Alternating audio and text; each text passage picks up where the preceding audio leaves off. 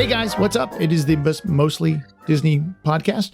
I'm Tater, and we're live on a Tuesday, which is awesome. Although I think next Tuesday, Andrew, I'm going to be somewhere else, so we may have to bounce around a little bit there. TBA. How's South Carolina? Hot. Like I'm in Florida, but no mouse. It's good. I'll cool off this weekend, but we actually had a pretty solid breeze today. So, all right, we had the hot breath breeze, as I call it, and that's not fun. No. I am really excited. So, my favorite YouTube channel on the internet is Keeping Walt in Disney, and we have Brian Crawford here tonight with us, and I'm so excited. Hey, thanks for having me, Tater. I've been following you along on Facebook as you're making your way through a lot of Walt Disney's live action films, and I've been trying to comment and share my thoughts and give you a thumbs up and a high five for exploring some of those lesser known Walt Disney gems out there. And I was really excited to get your message inviting me to come on today. So thanks. Oh, I'm fangirling out a little bit here because, and I'll tell you something funny. So I would say that that's how we started talking, was over these live action films, which I'm really enjoying doing. It's awesome. But my first and this may just pass, you may not have noticed, but I shared something I can't remember what it was, but I shared it to the WDW group, and you sent me in the comments said, thanks for sharing my, my channel and my material. But in my head, because I don't always understand all of the social media rules, I was like, in my head, it was, thanks for sharing my post. I thought I'd done something wrong. And so I immediately messaged you and said, hey, I'm so sorry. I don't know the rules. I didn't. And you're like, no, I was thrilled. I was glad to see it. Oh, I shared remember that. Okay. That's right. But I was so afraid that I made you mad. Anybody that gets out there and reposts some of my videos or posts from Instagram, it's awesome, because that's what it's really all about, creating this community where we share each other's content. Nothing I post, I own. And so anybody can download any of the programs I post on YouTube. I don't care. I don't make any money off of this at all, because it's not my content that I created. So I'm just putting things out there for Disney fans that really wanted to see this on Disney Plus and aren't able to. And so, because Disney, for one reason or another, there's many reasons why they don't put everything out on Disney Plus. I don't know what all of them are. I know what some of them are, but just to have access to some of the TV episodes, even if they're not the best quality, it's just wonderful to see Walt and some of these gems that are just seem to be lost. Yeah. and so putting them out there for people is fun to do. It's just like you crawled in my head and just say all the things that I'm thinking, because that's exactly like if you just posted the intros to these with Walt, introducing, Sunday nights to us all. I mean, you're right. There's a lot of legal reasons. I understand there's a whole bunch going on in the background, but why Disney Plus, doesn't have all of that.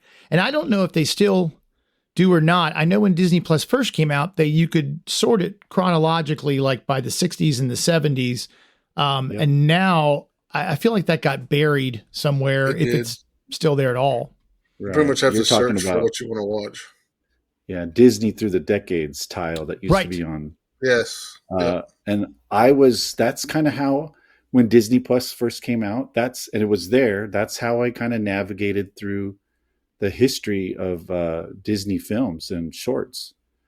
And it seems like Disney's just making it harder and harder to find these episodes and films that you want to watch, because unless you know the title and go to the search bar and type it in, you might not find it unless you start watching several of them and then they show up in your recommendations. Right.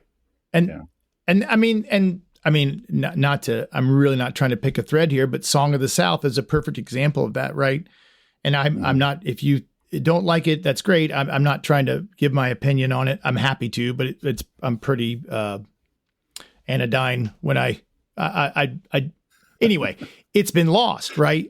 To a lot of people, and I'm not even sure that it's the greatest Disney film ever. It's not. It might not even be my top 10, but by taking it away from me, it makes me kind of want to see it more. And it does have some groundbreaking acting and music and animation in there that a lot of folks aren't going to get to see, right? Yeah, let me just tell you a couple of things that here. With Song of the South, I don't see any reason why Disney can't put it on Disney Plus and slap their disclaimer prior to it, which they are getting rid of. I've noticed some films don't have the disclaimer anymore. Oh, but they have in the past, with Dumbo, Peter Pan, quite a few films, Aladdin. Especially the ones. Yeah. I know.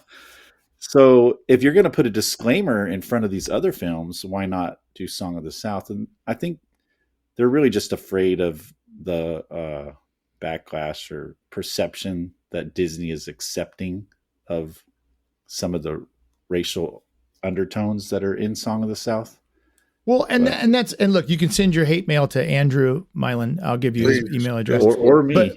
But I'm all for it being on Disney Plus. But that's one of the things. Like, if you watch the film, the apex of the film is the child, and and their Uncle Remus, their hands reaching out in unison. I mean, it really is a touching story. It's a shame that the message got muddled, right? And it happens, right? Mm-hmm. I mean, Zippity Doo Dah is still a pretty prolific Disney song, right? I mean, it's in a lot of places, and people at some point in time are going to want to know where it comes from.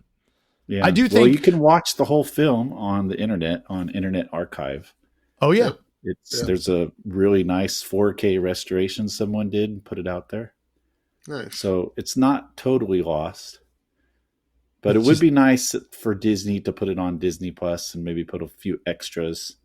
And maybe even have Leonard Maltin or somebody come on before it and explain what makes this film problematic in today's society. And then go along like what you said about the history of the film and its groundbreaking combination of animation and live action, which is brilliantly done. You're right. I mean, I can't think of anything more magical than Uncle Remus singing with a bluebird on his shoulder. Literally. And everything just looks so perfect. Like, there's a scene where he's with a little bullfrog who's fishing in a pond, and he goes and casts his line, which is animated, and it drops into the pond, and he's real. It's just, wow. You see this stuff, and it's like, this is 18 years before Mary Poppins. I think Song of the South was 46, and it's just amazing what they were doing. Like, that's really how Walt got started with his Alice comedies, was putting a human person into an animated world. So, and that was in the 20s when he was living in Kansas City. And then I think he finished up the program when he moved to Los Angeles in 23. But just, he knew what he was doing from the 20s into the 40s. And Mary Poppins is really just the putting that all together. Everything that made Walt great, animation, live action, great cast. Right. And I think Mary Poppins is like the perfect Disney movie, in my opinion. Yeah, it's so funny. Practically perfect in every way. Practically perfect. That's right. Right. Well, and then I was laughing because last night I did the No Mobile, which I am going to rewatch when I'm awake. But it's not a movie I don't know. I do know the film. But it is funny in the credits. It literally says the Mary Poppins kids. It does, huh? and it's got Walter Brennan. I mean, it's on paper, it is a perfect film, and yet I've never finished it. And not like I turned it off. I would fall asleep or something. I mean, I am watching these movies at night. Yeah, I mean, it's okay to get sleepy watching a Disney film. That's right. When I went through and watched all of them, I would start one like at 10:30 p.m. and then I'd try to get to like the halfway mark and finish the film the next day. But there are some are snooze fests. I won't lie. Yeah. And that's the thing is I'm not a Disney apologist, but I do try to stay positive. And that was one of the reasons that I wanted to start sharing what I love and about Disney and what I do, is because I've got so much negative in my life. And look, we're starting off with some controversy and saying some things we don't like, which before I forget, I think it's funny that they have a warning on 101 Dalmatians about smoking, but not about the Right. psychotic lady who's going to skin puppies and wear them as a coat. Right. Like somehow that's okay, but please don't use a pipe. Yeah. But you know, I'm not afraid to say, you know, Andrew and I have certainly talked about things we don't like and experiences we've had, but we still even try to do those in a positive way. Because I think Walt was pretty positive, right? Or at least what he left us was. And there's so many Disney. I went through a lot of podcasts, and Brian gave me a few before we started that I'm going to check out, because I kind of ended up just listening to Lou, because I would listen to one and hate it. And it would just be negative, and we don't like this, and we don't like Eisner. Yeah. We don't like, you know, we didn't like this, and went on and on and on. I'm like, yeah, I know what you don't like. What do we love though? Right. Mhm. Yeah. That's kind of what I focus on. And I guess we can talk a little bit about me and my Disney fandom. Yes, Because that's- this will answer your question here and what I need my your origin channels story. are all about. Well, I mean, I grew up in California. My dad was an artist. He was an intern at Cal Arts, and he did a lot of Winnie the Pooh drawings and things. And he loved all the Disney Channel shows. But he was poor. You know, he was a high school teacher. We didn't have the money that was necessary to buy the Disney Channel. So whenever they did the free previews, he'd record all of it. And we didn't have cable. So we always just watched and rewatched all those recordings he made of the free Disney Channel previews. But that got me excited about, I mean, my favorite short growing up was The Art of Skiing. Any of the Donald Duck, like Donald Snow Fight and all those crazy that shorts. Those are awesome. That is I by know. far my favorite cartoon of all time. Yeah. Oh my gosh. Yeah. Just Donald going up the hill with his sled and his big overcoat, and then he swings on the branch singing Jingle Bells. But it wasn't until 83 that my dad decided to take us all to Disneyland, and he was waiting for the Fantasyland remodel to be done at Disneyland. So 83 was our first trip, and we would go probably once or twice a year, all the way until the mid 90s when I moved out and went up on my own. I moved up to Sacramento. I was from the Central Valley, so it was a 3-hour drive down to Disneyland. And I remember one time we were coming back from the beach, and we came to some highway, and my dad was like, "Hey, if we turn left, we're going home, but right, we go to Disneyland." And it's like, "What do you guys want?" And my mom chimed in. She's like, "Hey, come on, you know, we don't have a lot of money. If we turn left and go home, we can have steak. But if you turn right and go down to Disneyland, we'll be eating beans the rest of the month. What do you guys want to do?" We're like, "We want beans. We want beans. So, yeah, That's kind of just. I'm sorry. That Kind would of be a the pretty Disney good. bug just really wasn't a thing for me when I was in college. I graduated. I'm LDS. I did a mission in Korea. Got back, married my wife, who's Japanese, so she's from Japan. And then we started taking our kids down. And then they got older, and my daughter applied and got a job as a cast member at Disney World, and she was a friend of Mulan, a friend of a lot of the fur characters, and danced in some of the parades and shows down there. And we started going more and more, and I started reading, books about Walt, books about Disney history. And the more I went to the park, the more I felt like the focus was on like, what's the greatest and latest thing, which Disney has always been, that's always been a part of Disney, great tech and great rides. But I felt like things were being lost, like Walt, like there was no focus on Walt. But when I started going and putting my focus on Walt, then I noticed that there's plenty of stuff that are tributes to Walt in the park. And then I started my Instagram account, Keeping Walt and Disney, and I chose that name because in social media you see tons of accounts, right, that are all about what's going on in the parks today, and then there's a few historical accounts, but not a lot just focused or centered on Walt Disney, the man, and his history and what he did to create the entertainment enterprise that Disney is today.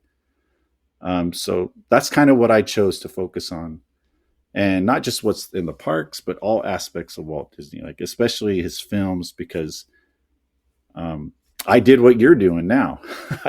I wanted to, once I got a real strong interest in Walt Disney, I wanted to watch everything that Walt ever put out. And so I started at the beginning with like Victory Through Air Power, Reluctant Dragon, Song of the South, Treasure Island. And as you watch these films, the actors in them, they kind of, you let them into your home and you see them in different films, and it's almost like they become part of your family. It's kind of, when you're watching like The Parent Trap, and then Summer Magic, or That Darn Cat, and Mary Poppins, Three Lives of Thomasina, you see these same actors over and over again, and it's just kind of like, oh, I know that person. I know Dean Jones was in The Love Bug, and now he's with Suzanne Plachette, and they're chasing dachshunds all over.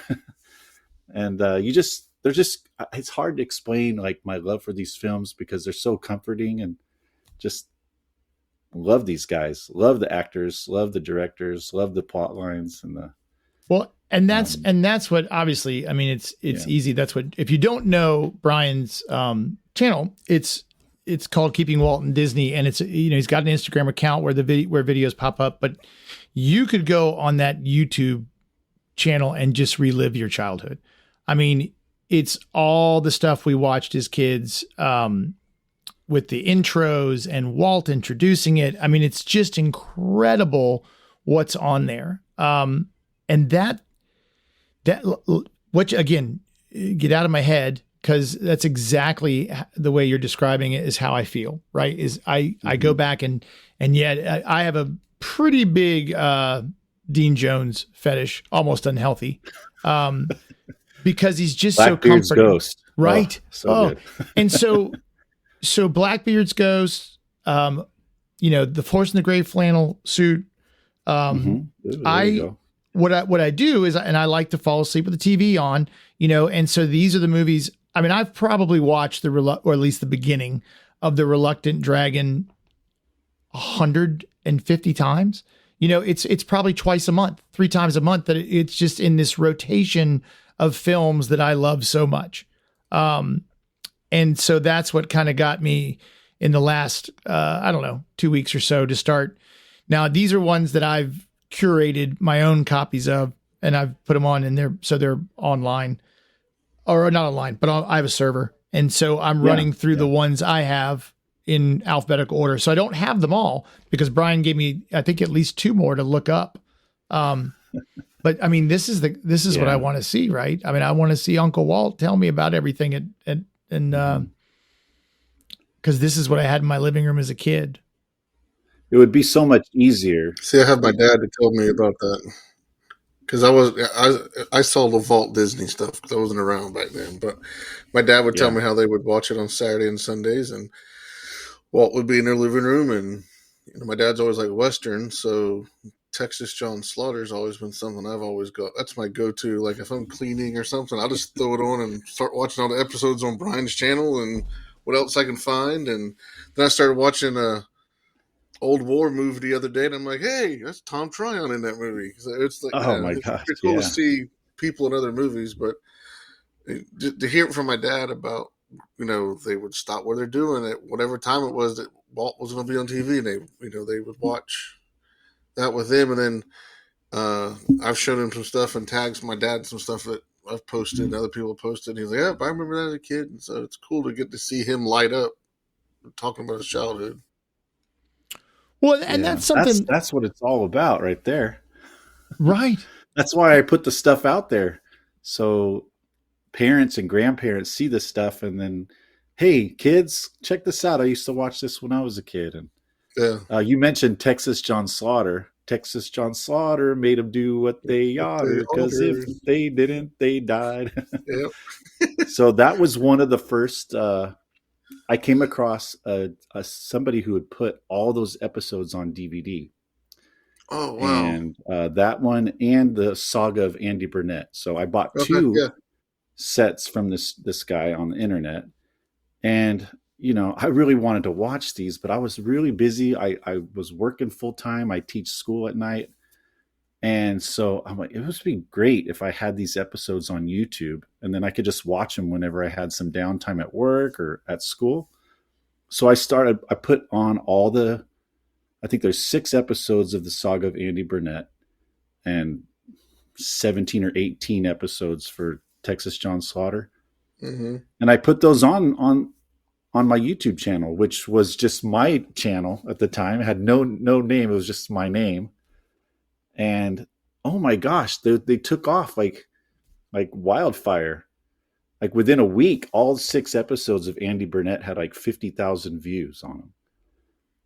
And a couple people reached out to me. Now there's a collector community for all these anthology episodes, like really just crazy like they're so passionate, right?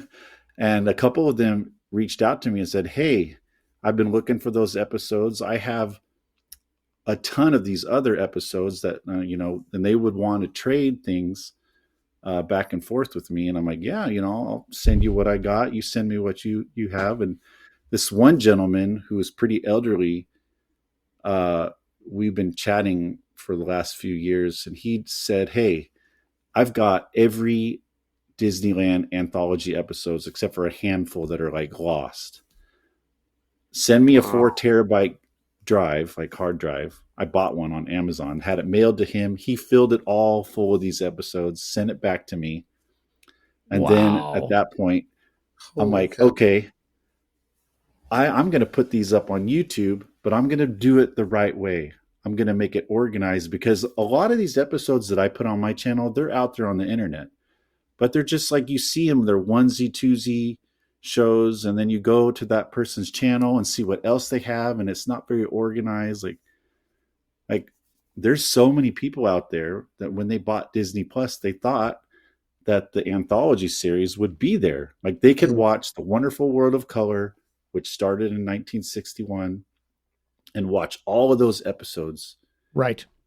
And so what I decided to do was start with season 1, and the Alice in Wonderland show that you had was season 1, episode 2, I believe, right after the Disneyland story. Mm-hmm. I started with season 1, episode 1, and I have a personal copy of that. So I put that up online, and then I just started going 1, 2, 3, all the way through, and posting what I can. Now, YouTube will block a lot of content that it's either a feature film or an animated short that's copyright. And so what I do is if I can, I'll post the entire episode. But if I can't, I'll edit out what's copyrighted. And doing this now for 3 or 4 years, I kind of have an idea what'll get flagged for copyright. So I edit that out. But I always run the videos through, for copyright content just to make sure I'm legal, and just I post what I can. And I have a disclaimer on my channel that says, right, basically these shows are, I try to post complete episodes when I can, but if I can't and I have to edit things out, I tell you in my write-up where you can go watch them, either on Disney Plus or other streaming services. So people can go ahead. They can follow the anthology week by week if they want. Every Sunday, if they want, they could put on a show. And what's the difference in one that grabs you that's copyrighted? You can't put a whole episode, and one, like I'm looking through these now, and I hadn't thought about that. Like some are just 2 minutes long here and there, so some episodes you can put the whole thing and no one seems to care, but some get flagged, huh? Yeah, a lot of folks they'll be like, why don't you show us the whole thing? And then I'll take time and comment to them. It's like, I really wish I could, but Disney flagged it for copyright, but here's where you can see it. And some folks get upset saying, oh, I want to watch it for free. Well, I can't post things that you can pay Disney to watch and put it up on YouTube for free. That protects me from going to jail. Right.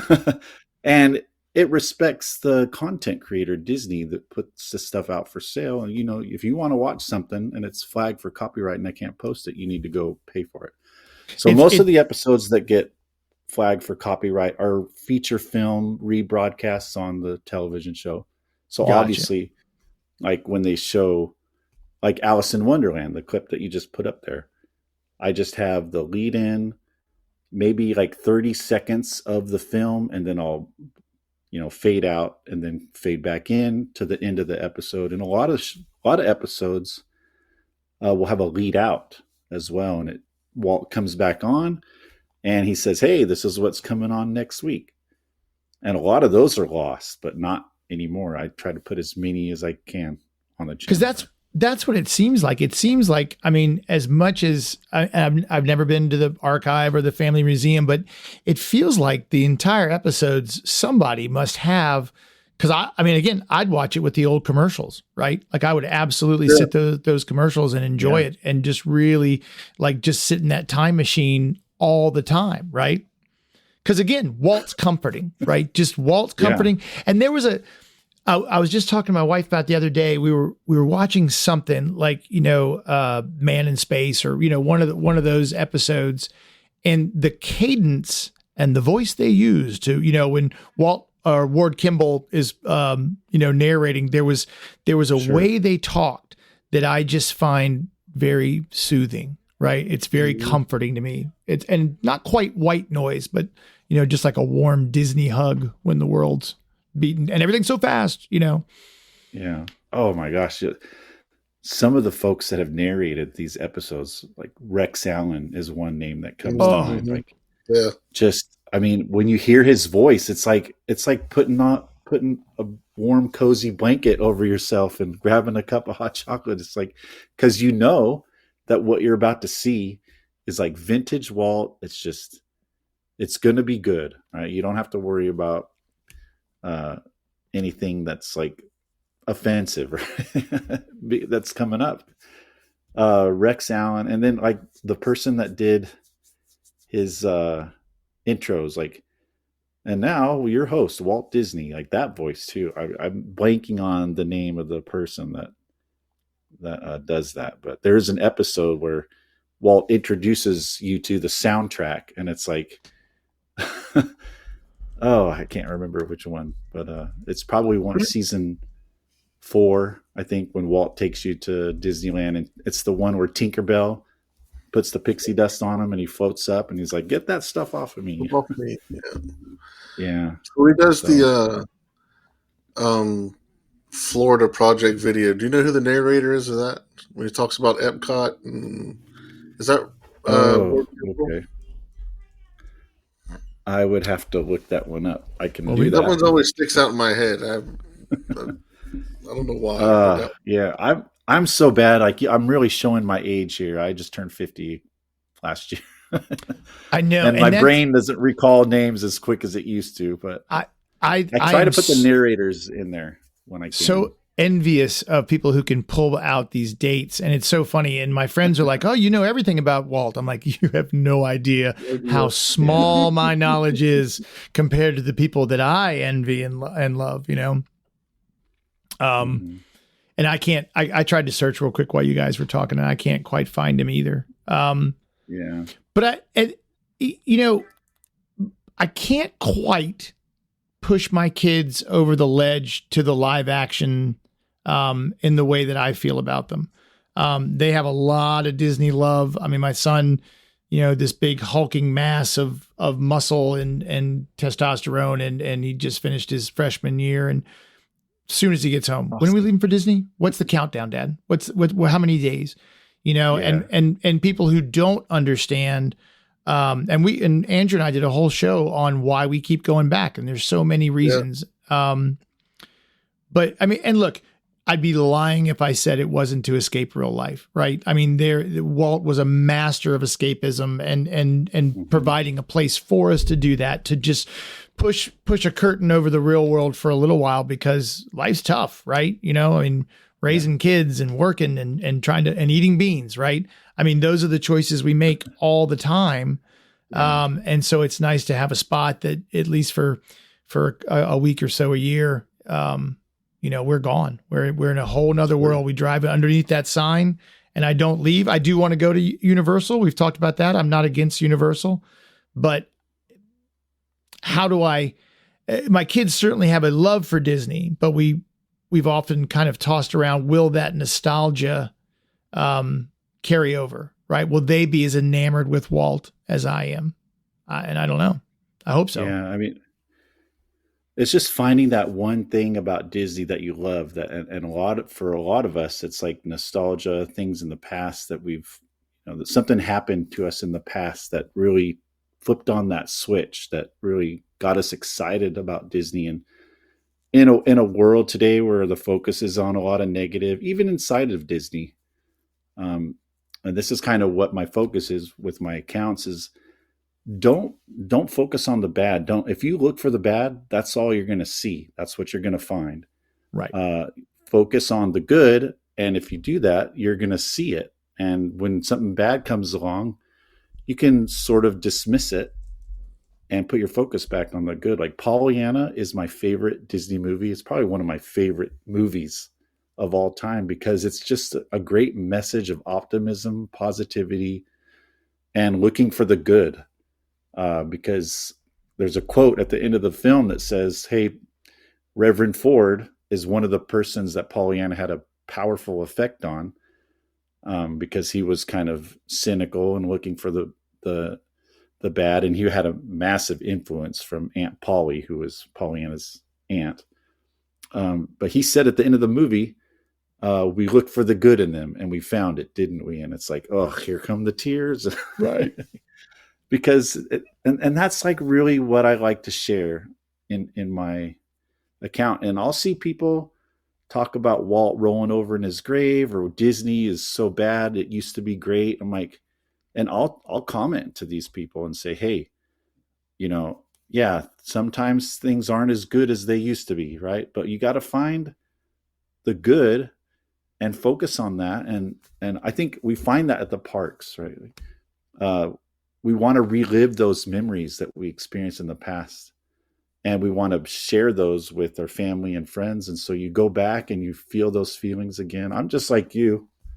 I love going back to the parks, either by myself or with just my wife or the kids, and experience those moments in the films that we've watched together as a family. Because when the kids were little, we were going to every Disney movie. Right. And you go to the parks and you feel that exact feeling you had in the theater, in the parks, like with the attractions you go on. So I'm going on and on here. No, I love it. Please do. Like I said before the show, we try to find smart people and wind them up and let them go.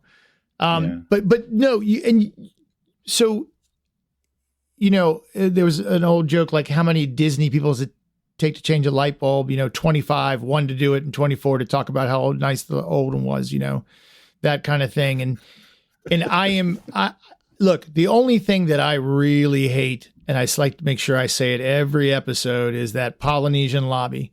I think they made a big mistake getting rid of those waterfalls. That should have been redone because it was just so breathtaking. But it's almost become a meme for me to even say it. I am sad to get rid of the Rivers of America and Tom Sawyer Island. And I know my kids read Tom Sawyer, so they certainly know who it was. But my kid, my oldest, who loves Disney, said, "Dad, it's hot and boring." And it's you do have to think about what the next generation is going to do. And Ken Bruce, author from When the Birds Sang Words, something he said, and I really don't play this game, what would Walt do kind of game, because I don't know, right? That but he brought it up that he's like, Walt would have gotten rid of everything by now. He's like, I don't know that. He's like, I wrote a book about the Tiki Room. I love it so much. And I don't think it would still be there because it's clunky and it's dated, and he would have moved on to the next thing and wanted something better. Don't follow wolves with wolves or pigs with pigs, depending on which, pigs with pigs, right. And so he might have gotten rid of all of this stuff that we love. He didn't want it to be a museum. He wanted it to change. I think he would look at Shanghai Disney's Pirates of the Caribbean and just be in tears possibly about what the current versions look like compared to that. I've never seen it, but I mean what I've seen of it, Yeah, that's one of the parks I haven't been to yet. But as for Walt, a a lot of folks ask me, what do you think Walt would think of this or that? And I don't know. He was a genius. I'm not a genius. I don't know how geniuses think.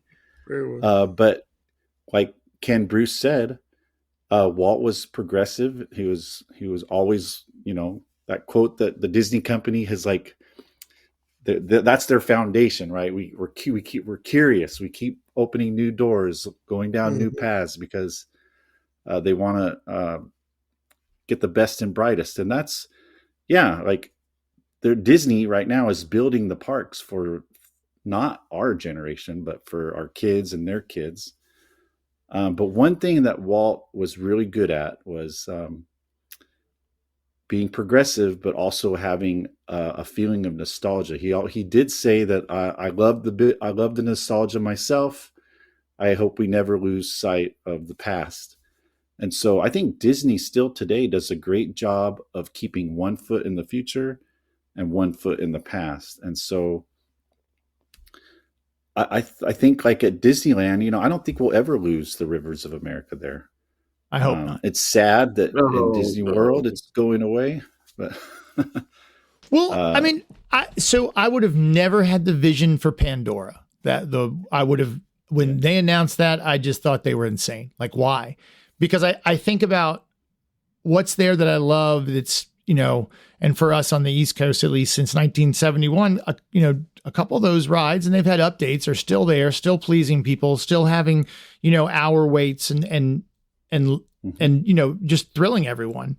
I do think, and again, send your hate mail to Andrew, I think they did a great job with Country Bears. I think they if you saw it as a kid, which I did, I think it still feels like that. And I think they added some modern touches and some songs that will keep my kids enjoying it. Right. Like I feel like that ride, what they did there, truly, like you're saying, looking to the future and being, mindful of the present, but also honoring that past for something people love. Right. My daughter hated the original Country Bears. I loved it. She I hated did too. it. Now she loves it. She's like, I'll go watch it again because it's all stuff that she knows. Yeah. They kind of hate what we love, right? Right. Everything. Well, it doesn't matter what it is. It's everything. This is a weird but that's okay. reference. But I was watching something with the Beastie Boys, an interview in New York, and they were asking, and I can't remember which one it was, but they were asking one of them, like, what do you think of new hip hop music? And he's like, it doesn't matter what I think because I'm old and I'm irrelevant and it's not my genre anymore. I was in the middle of it in the, 80s and 90s, and we did what we did, but we're done. This is somebody else's game. So I don't like to judge the new stuff because whether I like it or not doesn't matter. It's not for me. Right.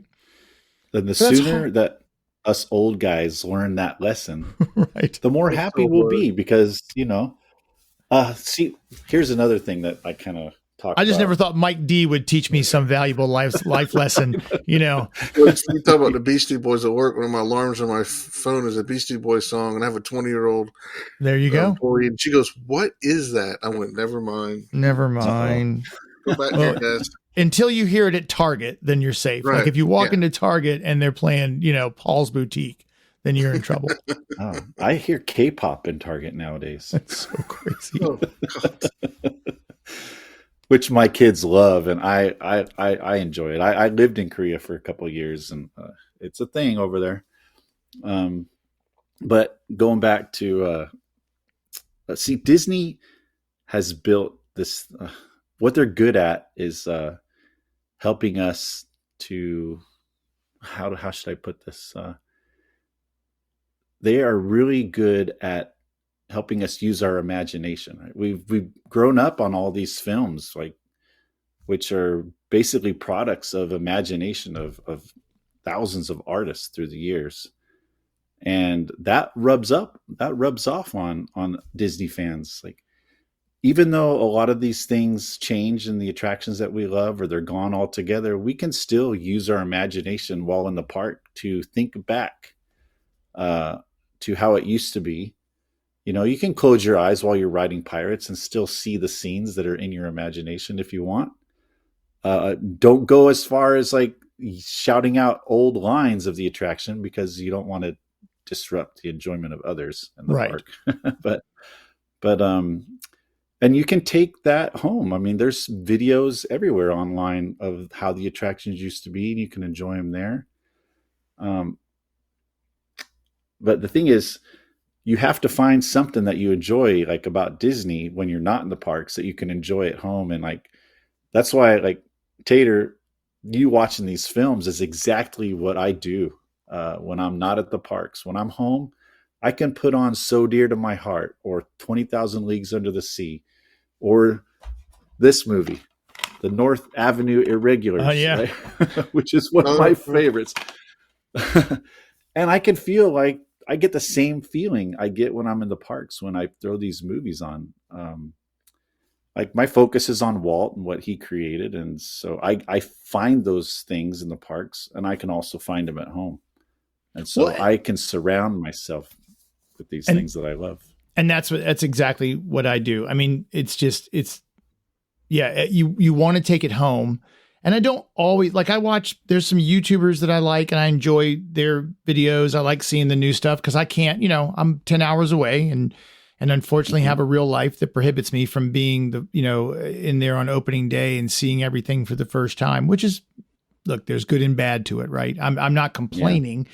It's just that, the cool thing about going solo, and the video I posted on Sunday this week, it was just me. And so this is a family thing for us, right? And I was really worried when I said, okay, I'm going to start a YouTube channel and see what I can do with it. I was worried it would really be going up behind the curtain, and that hasn't happened. Every time I come around that corner and see the castle, it's like the first time. Every single time. I don't get tired of it.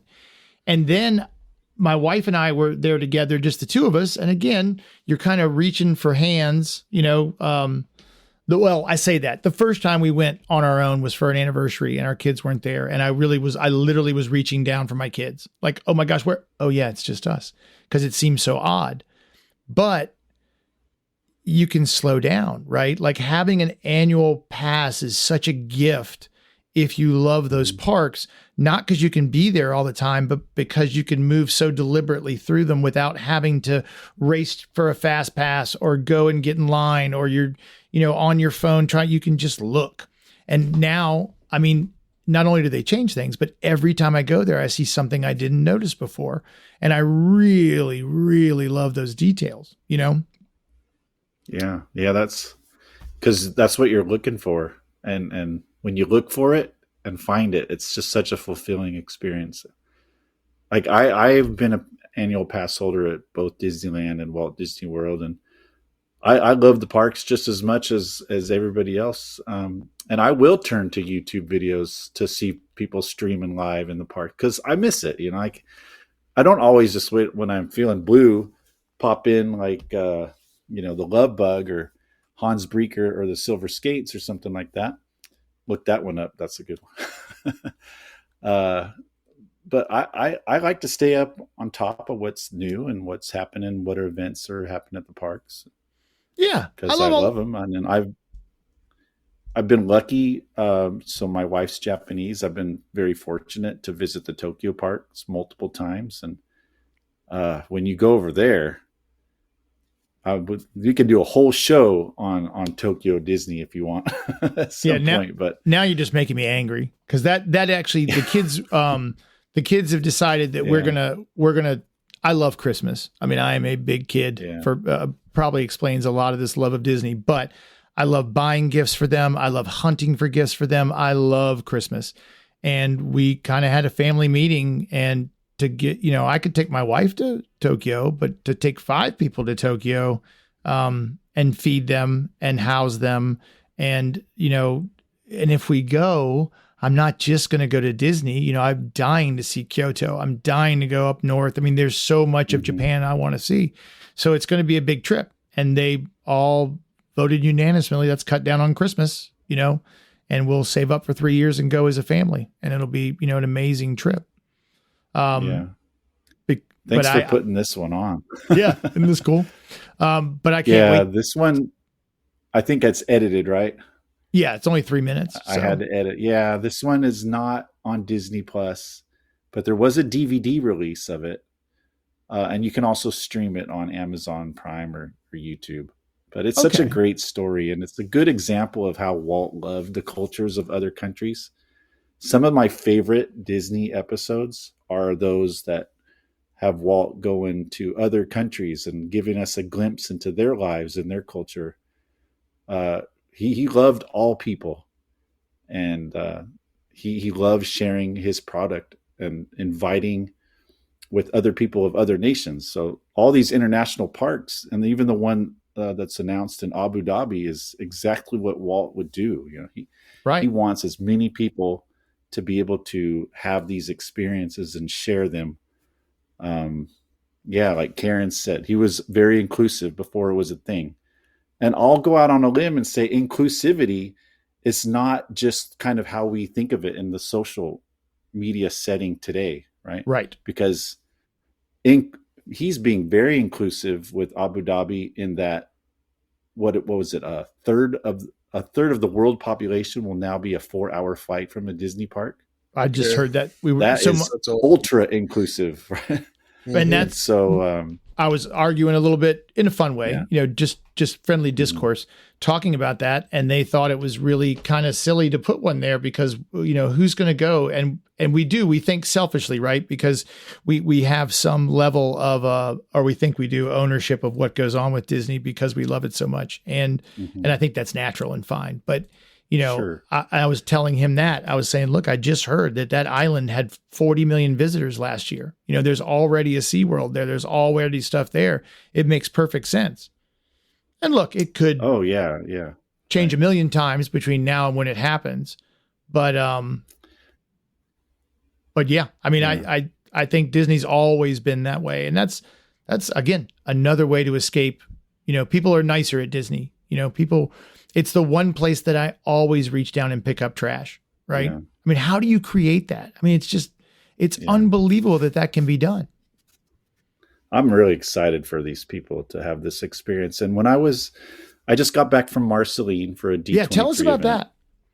That. I will, but real quick, just to tie a knot on this conversation.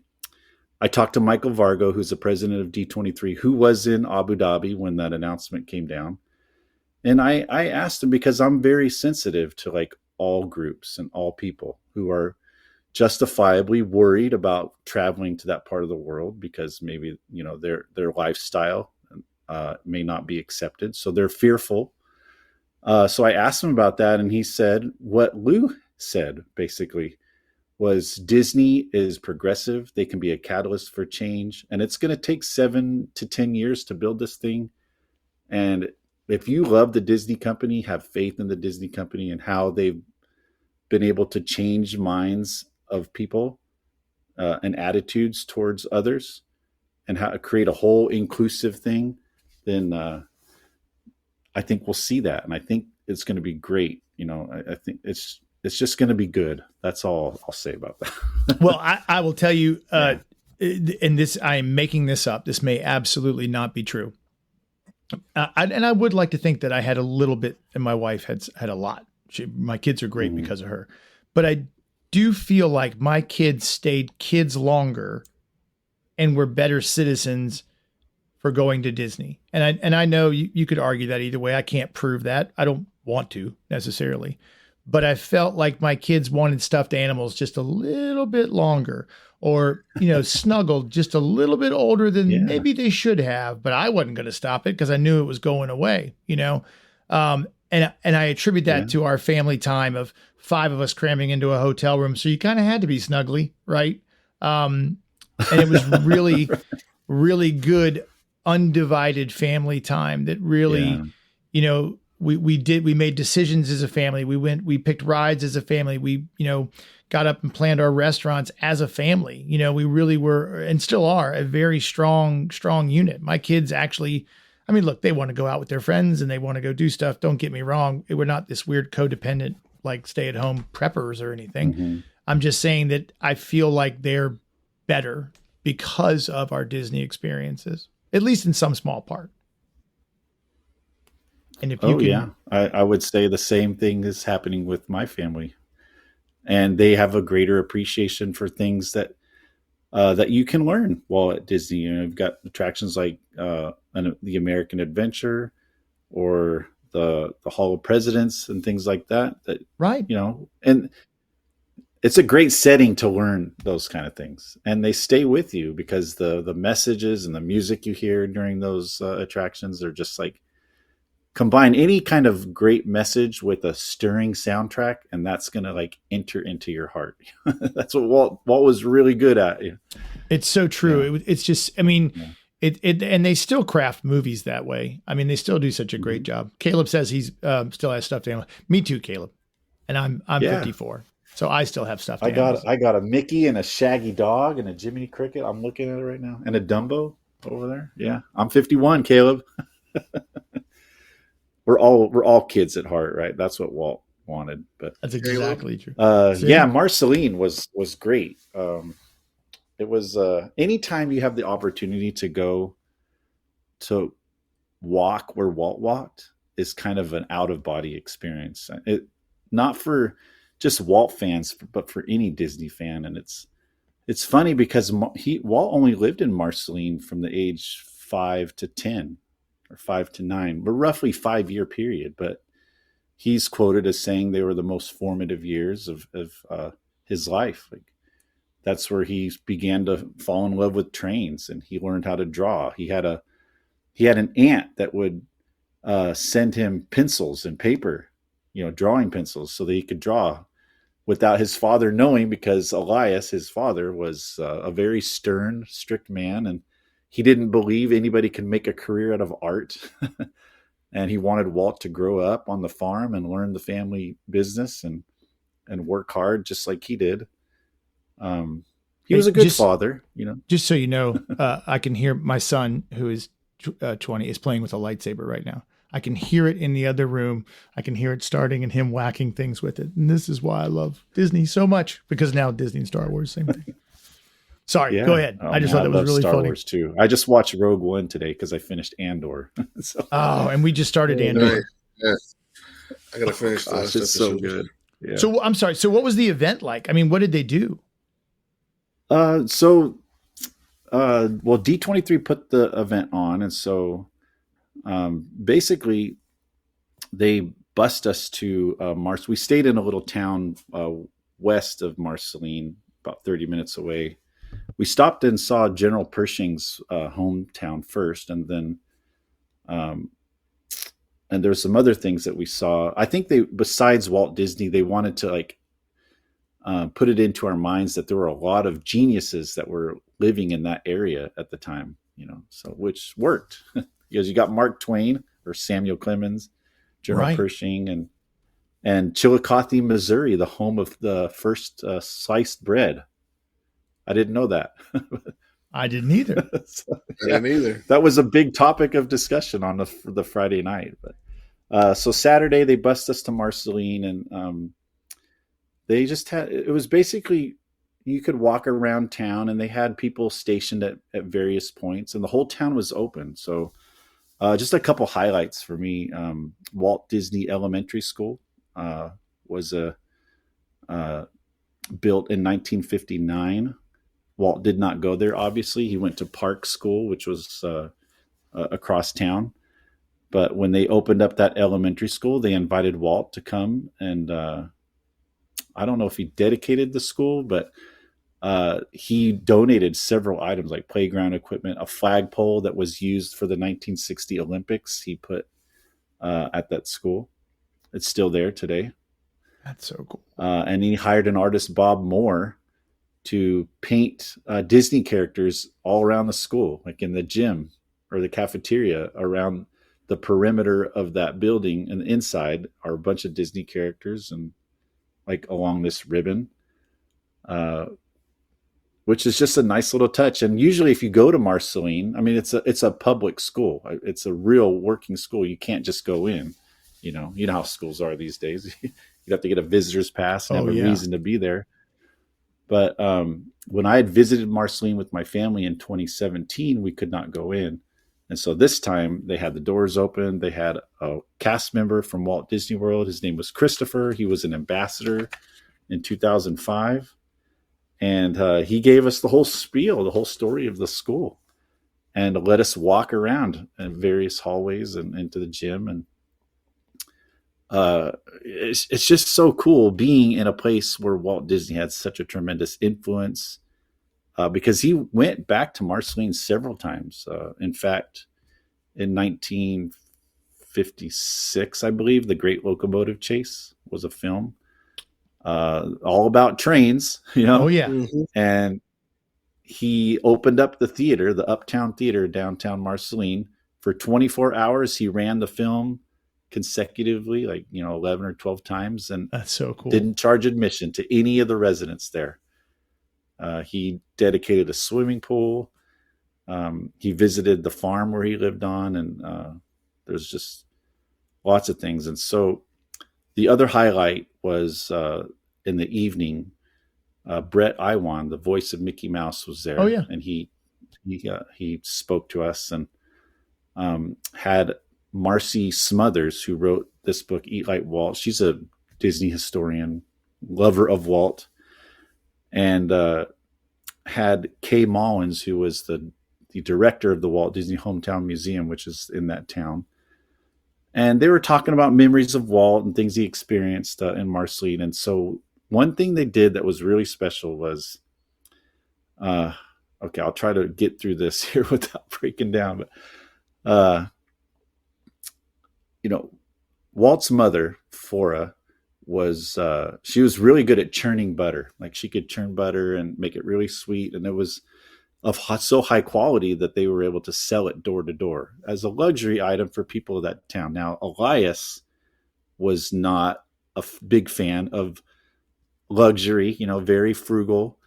And he thought that the butter they sold was, that's not something, this is something that makes us money. We're going to sell it. We're not going to use it ourselves. But Flora was so upset by this. She's like, what? This is my butter. I want my kids to enjoy this. And so one night at the dinner table, without Elias knowing, she buttered all the kids' bread, but set it face down on their plates so Elias wouldn't think they were eating bread with butter on it. So what they did was they passed around this little bag, and I think I have. Oh yeah, here it is. This little bag, and it's got Flora's face on it. And inside this bag, they put a little sourdough piece of bread and butter, and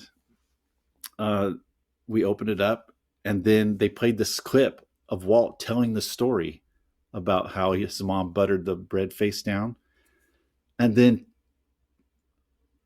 just to be in that setting on Walt's farm as a kid, and to hear Walt talking about this, like, just to hear his voice on that farm, was just like, people were just bursting into tears. It was such a great moment. So what we did was we buttered the bread, turned it upside down, put it on a plate, and we all held it up as a toast to Flora and to Walt. It's just a little thing, but I don't know. As Disney fans, it's the little things, right, that impress us the most. They're impressed. Our minds are impressed by these things. And well, it's even like the last time I was at the Contemporary, I just put a finger on the tiles on that on the center column, Mary Blair's tiles.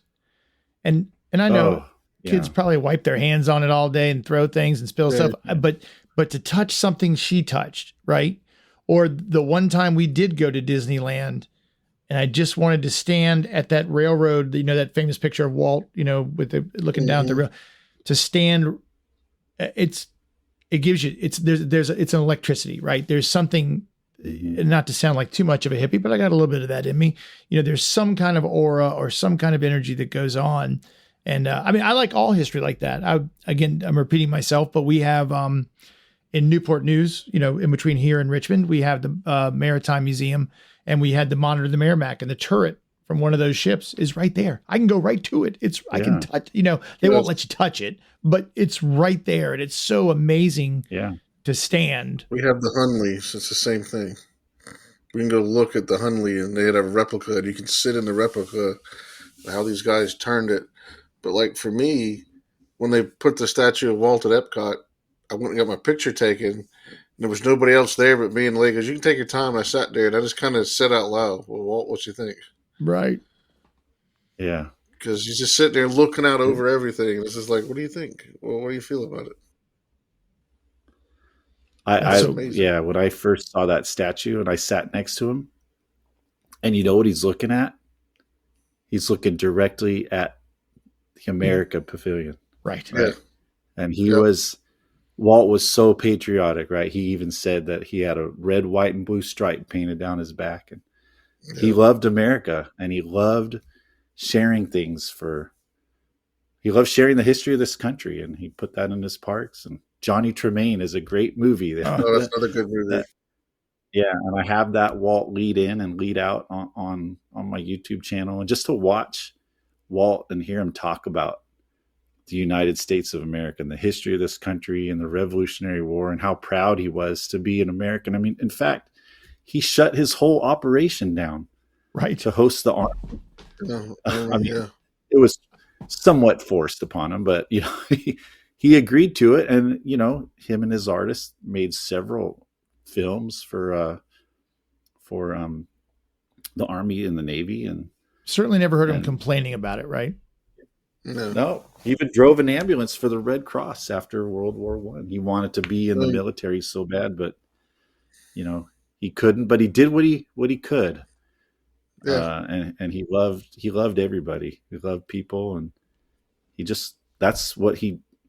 that was a driving force behind all the things that he's created. Were things that he wanted the American public and now the whole world to enjoy as a family, right? That was the premise for what he built Disneyland, a place where parents and children can have fun together. And just talking with both of you guys, how we all share this with our kids and kind of creates a bond. That's really what it's all about. Yeah. The first time I took my dad to see Hall of Presidents, we walked out and he looked at me and goes, "That's Walt Disney." And I thought my dad's a big burly guy. I swear I saw a tear in his eye. I was like, he goes, "That's Walt Disney. That's the Walt Disney I grew up with." Just that whole scene, the Hall of Presidents. My mom tells this story that when we went to Hall of Presidents, and when Abraham Lincoln stood up, I stood up and saluted. And I'm thinking to myself, like, how do you create that? Like, it's just unbelievable. I just 10 more years. I just want to see that Epcot video come to life, right? And see the trucks going underneath and see the people movers taking everybody home. Because when I do have my Disney naysayer friends who want to tell me all the reasons that things are wrong and what they do wrong, and I'm like, just watch this video. Watch one thing for me. Yeah. And if they do, they always come back going, I think that might have worked. I think that would have been, really could have connected our country. But go tell them to mosey around to the flagpole at 4:30 p.m. every day, right, in the park. That level the of flag retreat ceremony is. I'm a veteran. And I go and watch that, and it's just, I don't consider myself I'm a veteran, but there's the crusty veteran, right? The old gentleman that wears the hat, right? And it's for them really, because when you go and in Disneyland, it's a little different between Magic Kingdom and Disneyland. Magic Kingdom, they pick a family or a veteran prior to this, and he gets to be up there and be part of the ceremony. In Disneyland, they just invite anyone that's a veteran to come around, stand around the flagpole. Huh. And so the last time I was there, I always make it a point to see this, and just to see these guys and girls that they hobble up to that fence line around the flagpole, and they do their best to stand at attention and salute the flag during the national anthem. It just, that was so important to Walt, to honor America and patriotism. And every day, wherever you are, just 4:30 p.m. Eastern time or Pacific, they're doing that in Disneyland or Magic Kingdom. And that's, they're still good out there. It's, right. If you look for the good, you're going to find it, and just hold on to that good that you love, and you'll always be a happy Disney fan. I think. Well, yeah. Karen says that listening to you talk is soothing. So I think that's a good thing. We'll you are obviously welcome to come back, because I mean, this is all we do, right? This is the whole point, is that each week we sit around here and talk about Walt Disney and Disney things, and it's fun. It's fun. I like the chat. I like people coming, and I like being able to share something I love with people who love it, which is awesome. So, Brian, I appreciate you. No, thank you. I mean, I can't believe you're here. Yeah. It really is. Kind of a pinch me moment for me. So, tell us again where to find you. I mean, it's not hard, but. Yeah. Well, on Instagram, Keeping Walt and Disney. And I kind of just been sharing a lot of little reels of films and things that I find, things that I come across on as I post videos, like, oh, wow, that's cool. I'll take a little 1-minute clip of this and post it on there. I probably overshare my love of Pollyanna and Haley Mills on there. Nope. Hey, who else is going to do it? Right. Who's going to share a 1-minute clip of Gus, right? Yeah. The donkey that kicks field goals. Or you just keep it coming. You could not fill up my feed if you tried. I would love it. Yeah. And Andrew? Then, of course, I got the YouTube channel, Keeping Walt and Disney. Please share that with your friends and family. I'd like to get the sub count up more, but what I put out there is for you. I do it as much for me as I do for everybody else within copyright, of course, but I love doing that. So, how many, so it says here 1,000 videos. Is that about accurate? Yeah. So right now, I've been kind of taking a break. I've just been so busy with school. I teach in the end of the semester. The last 3 weeks, I haven't posted a whole lot, but I have all 32 seasons of the Disneyland anthology. So from 1954 all the way up to 1983 represented. Wow. Or 86, actually. Yeah, 86. But I'm still working on seasons 28 and 29, filling in the gaps there. And then I've started posting a lot of educational films, and then other things from animated films that are bonus content on DVDs that Disney Plus doesn't put out there. Yeah. They put the films out there, but they don't have a lot of extras. Yeah.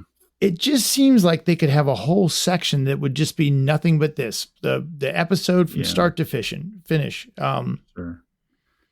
Yeah, that Mary Blair. Yeah, I think there's over 1,000 videos on there.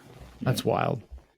But everything's organized. If you go to my homepage, I have playlists for everything. So a playlist for every season, a playlist for all the mini series that were part of the anthology, like Zorro or Andy Burnett. A lot of the Mickey Mouse Club serials are on there. So everything's organized. Yeah, I kind of pride myself on keeping things organized so people can find it easier and watch entire episodes of a series. Which is awesome. And I kind of like, I don't know, sometimes I'll just put it on and let it roll because I just want to see something new. And then again, there's so many things that I have not seen. Like your most popular video, A Boy Called Nothing. I've never seen that. Yeah, that one just kind of took off. I think it was 1967 with little Ron Howard is the star in that film. Yeah, and I've never seen it. Mm-hmm. Yeah. Yeah. It's got a great little intro number. There he is. Yeah. Yeah, A Boy Called Nothing. It's a good show. It was a 2-parter, I believe. And see, why don't they? And the copy that I had is both parts put together in one episode. Yeah, and that's pretty good quality. I mean, that's good enough quality to watch. Yeah, a lot of this stuff either came recorded directly from the Disney Channel or a VHS tape. Sometimes a DVD if I can get away with it. Yeah. All right. Well, cool. Well, thank you so much, man. I really appreciate you coming. Yes, and Karen says you need to come back. Absolutely. Absolutely. Frankly, you can come on anytime you want. Yeah. We're here each if week. you ever need anybody, just all right, cool. Don't be careful what you wish for. Say that. Yeah. Well, we could talk about Tokyo. I could talk more about Marceline or my channel or whatever. If there's a video on there that you want to talk about or a film that's coming up that you want to know a little bit more about, we might have to go to twice a week. I'm always happy to talk about that stuff. Andrew, got any new videos up? Yep. Finishing up tonight. I did a transportation video. Ties into my theme. So it's just all the different ways to get to the Magic Kingdom, and that'll be up probably in the morning. So Andrew's got that's a lot of fun. His his video, his YouTube channel is Mouse Gears, because he does cars and Disney, which Mouse Gears is just the greatest name of all time. I'm trying to do all the transportation stuff now to tie it in, so it'll be cool. And I've got to make some decisions, because I've had people order merch and I cannot use the Disney word. So I may have to go to BMD and start promoting that as something. Oh man. Yeah, that's tough. But I really like my logo, and my name, of course, is taken from the Muppets when he says a salute to all nations, but mostly America. So mine's a salute to all travel, but mostly Disney. I do throw in a couple other things here or there. But yeah, check us out. If this is your first time here, welcome. We do this live each week, almost always on Tuesday, 60-75% of the time. We do have real jobs we have to keep going. So sometimes, like next week, Monday or Thursday, I think, but we'll let you know. And if you follow us on the social, if you just Google But Mostly Disney, it's us on Instagram, TikTok, or YouTube, and you can find out. I try to post a day ahead of the show, but sometimes day of, but we'll let you know where we are. So, and if there's anything we can do for you, let us know. Something you want to see, a show topic you have, let us know, because we love doing this stuff. So again, Brian, thanks so much for coming, man. I appreciate it so much. Yeah, enjoyed it. Nice meeting you guys. Have a great night, everybody. See you. All right, good night.